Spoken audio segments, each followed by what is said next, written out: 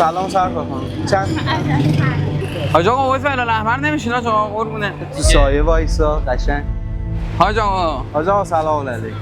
ما نیروی داوطلب میگیریم حاج آقا برای مثلا این بحران‌های اخیر و این اتفاقاتی که الان افتاده. نه بحران کف میدون دیگه، مثلا یه جا رو موشک بزنن شما پاشین برین داخل بزنن. یه جاهایی لازمه ما اعزام بشیم یه استان دیگه. ببین آواربرداری هست، جابجایی جنازه هست، جابجایی مجروح هست. کار کاملا داوطلبانه است. ممکنه یک هفته دو هفته خانواده‌مون رو نبینیم. شما جسارتا مجردین، متأهلین؟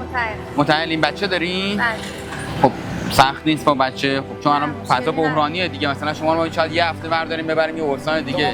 فقط نمیترسین دیگه، ما الان مثلا شهیدم دادیم یعنی. آقا مثل زمان جنگ نیستش با مجروح بیاریم بیرون یه وقت مثلا. واقعا میاین آقا؟ چرا نیام؟ یکم ترسید اینا.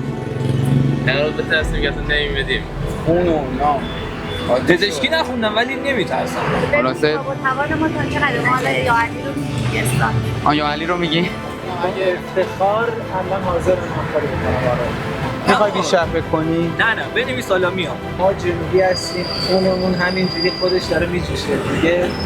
ما واردی که برای وطن و برای مملکت و برای این دستاوردمون بخواهیم. در مقابل دوربین ما بودی. دوربین مخفیه اونجا. یه دست کاماندو بنویس میریم. دمت کرد. ما از هلال احمری. اینا دوربین داره. نه واقعا که هلال احمر هستیم ولی